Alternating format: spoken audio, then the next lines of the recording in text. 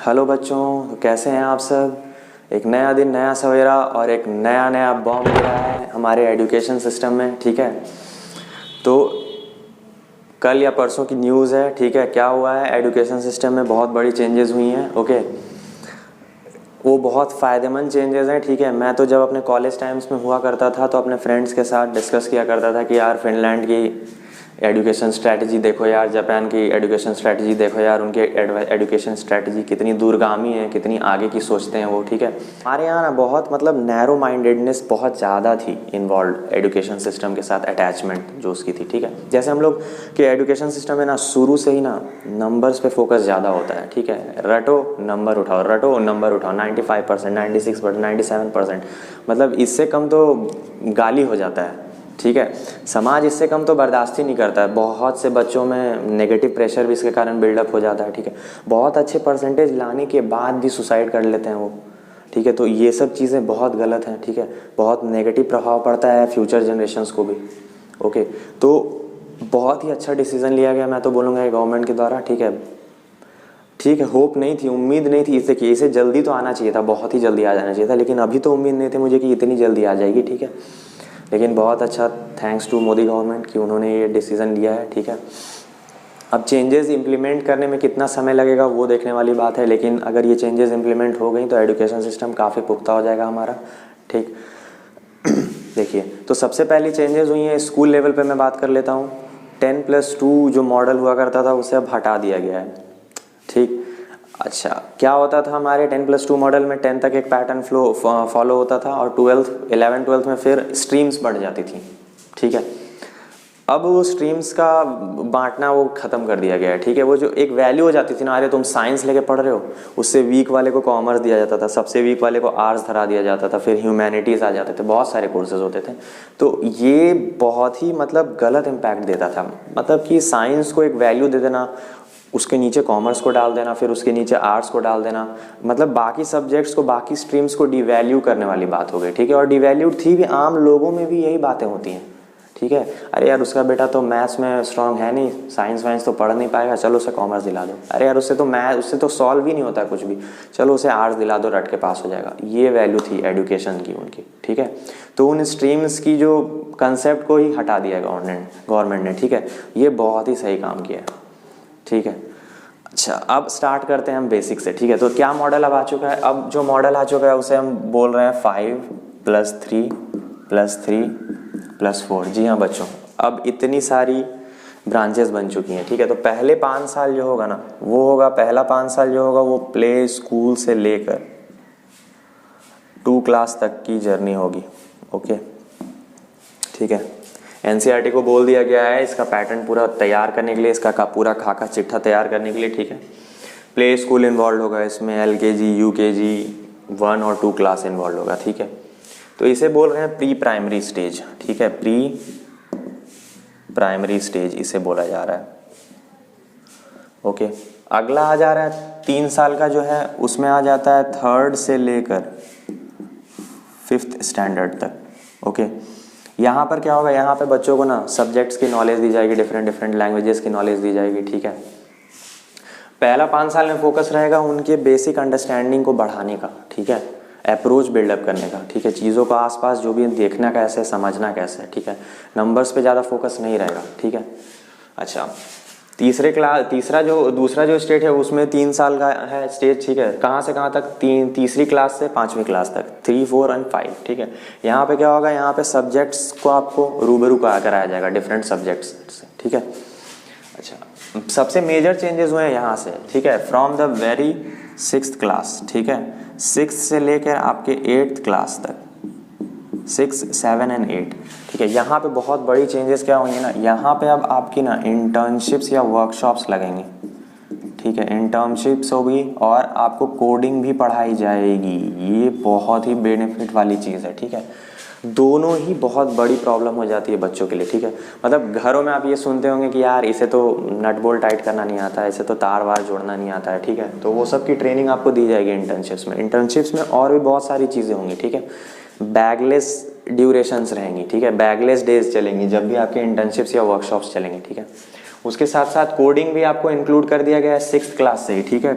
जैसे कि मैं अपना एग्जांपल ले लेता हूँ बच्चों, कंप्यूटर से मुझे बहुत डर लगता था, ठीक है। मुझे पूरी लाइफ कोई अगर सब्जेक्ट डराया है तो कंप्यूटर ही था, बाकी सब्जेक्ट्स को तो मैं कुछ समझता ही नहीं था, लेकिन जो कंप्यूटर था उसने मेरा जीवन पूरे स्टूडेंट लाइफ में मैं नाइटमेयर था मेरे लिए वो सब्जेक्ट, ठीक है। इवन ग्रेजुएशन का 1 साल मुझे प्रोग्रामिंग पढ़ना था, वही कोडिंग, सी प्रोग्रामिंग। बहुत बुरी हालत हो गई थी, मतलब बस पास करके निकल गया। भगवान से मैं यही मनाया कि भाई ऐसा सब्जेक्ट और दोबारा मेरे लाइफ में ना आए। तो समझ सकते हैं आप कितना डर और खौफ था मेरे लिए। तो कोडिंग अब जब क्लास 6 से ही पढ़ाई जाएगी तो काफ़ी अच्छी अंडरस्टैंडिंग इसकी बिल्डअप हो जाएगी। क्लास 11 12 में जो इसका मतलब मेन यूज़ एप्लीकेशन वहाँ स्टार्ट हो जाता है, उसके लिए आपका बेस बन जाएगा बहुत अच्छे से। अच्छा, अगला अब आ जाता है यहाँ पे तो बहुत ड्रास्टिक चेंजेस आया। यहाँ क्लास 9 से लेकर ना क्लास 12 तक क्या हुआ है कि अब आप सब्जेक्ट्स को चूज़ कर पाएंगे, ठीक है। अब स्ट्रीम्स डिवाइड नहीं होंगी और सब्जेक्ट चूजिंग यहीं से आपको मिल जाएगी, ठीक है। स्ट्रीम सब डिवाइड नहीं होंगी कि साइंस है, कॉमर्स है, आर्ट्स है, अब ऐसा कुछ नहीं है। अब आप फिजिक्स लेके रखे हो तो आप अकाउंट्स लेके पढ़ सकते हो, इकोनॉमिक्स लेके पढ़ सकते हो, आप बहुत कॉमर्स की कोई भी स्ट्रीम ले लो, आप हिस्ट्री लेके पढ़ सकते हो, आर्ट्स की कोई स्ट्रीम उठा लो, आप ह्यूमैनिटी लेके पढ़ सकते हो, ठीक है। उसी तरह आर्ट्स के बच्चे भी अगर फिजिक्स लेके पढ़ना चाहते हैं या जो भी है, अभी पूल बनना है, ठीक है, कि साइंस स्ट्रीम के बच्चे जो साइंस वाले सब्जेक्ट्स लेंगे उनके साथ कौन से कॉमर्स और कौन से आर्ट्स वाले सब्जेक्ट उठा सकते हैं। उसी तरह कॉमर्स वाले बच्चे कौन से साइंस के और आर्ट्स के सब्जेक्ट्स उठा सकते हैं। अब ऐसा तो नहीं है ना कि सारे के सारे टफ पेपर ही उठा लें, ठीक है। तो उनकी भी पूल्स बननी है, डिसीजन उनमें भी आना अभी बाकी है, ठीक है। तो ये बहुत अच्छा चेंज हुआ है, ठीक है। अच्छा, और क्या चेंजेस हुई हैं? और एक चेंजेस हुई है ना कि आपका जो एग्ज़ाम का जो पैटर्न होगा ना वो उसमें काफ़ी बदलाव है। आपकी डिस्क्रिप्टिव पेपर भी आएंगी और ऑब्जेक्टिव पेपर भी आएंगी, सबसे बड़ी बात, ठीक है। मतलब आपके जो रटने वाले क्वेश्चंस के जो अमाउंट थे ना वो अब घट जाएंगे, बहुत ही घट जाएंगे, ड्रास्टिकली घटेंगे, ठीक है। ये भी बोला गया है, ठीक है। क्वेश्चंस जो भी बनाए जाएंगे अब आपके एप्लीकेशन कॉन्सेप्चुअल बेस्ड क्वेश्चंस बनने वाले हैं, ओके।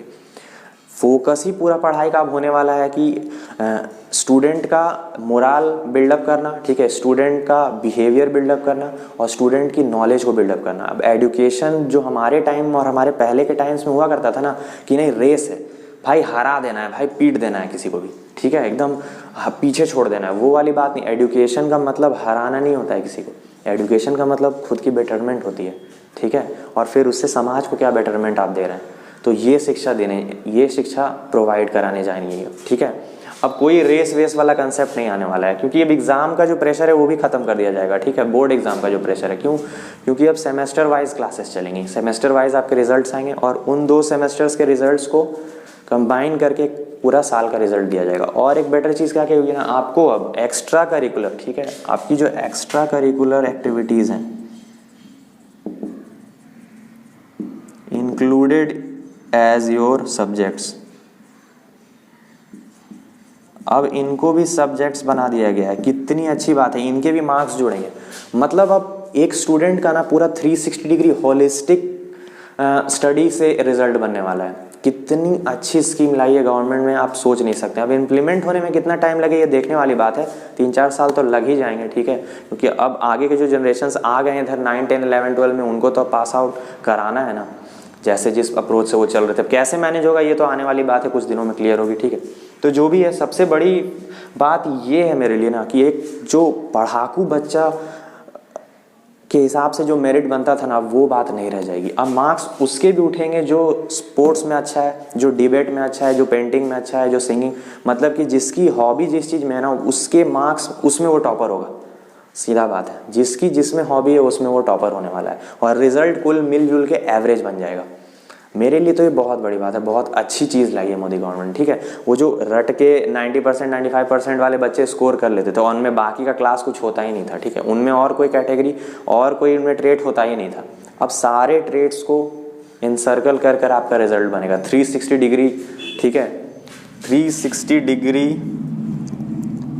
अप्रोच बनेगा आपके रिजल्ट्स को निकालने में, 360 डिग्री फॉर रिजल्ट्स। तो ये बहुत बड़ी मेजर चेंजेस हुई हैं, ठीक है।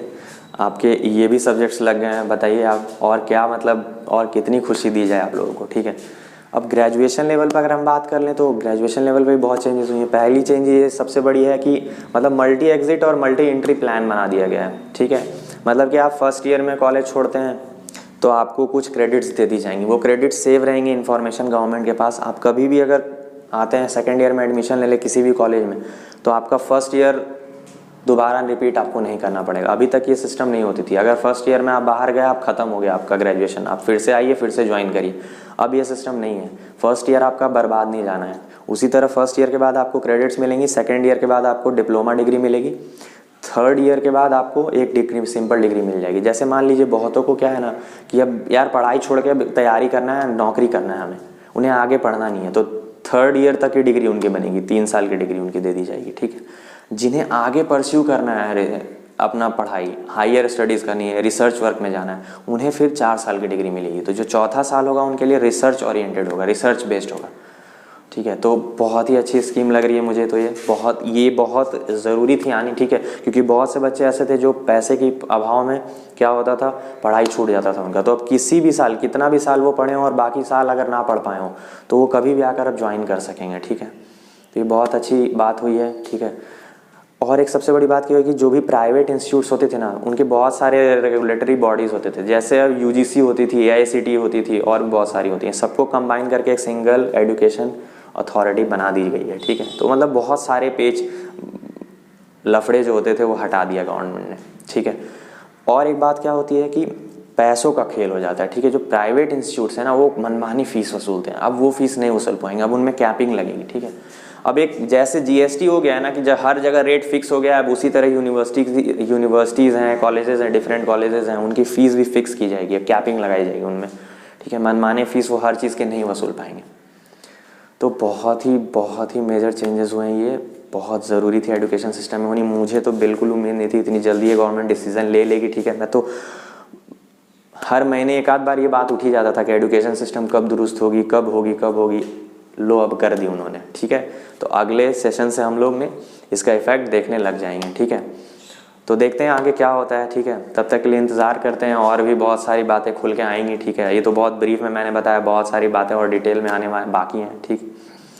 चलिए तब तक के लिए नमस्कार, अपना ध्यान रखिए, ठीक है, और खुशियाँ मनाइए, आपका समय अब अच्छा होने वाला है।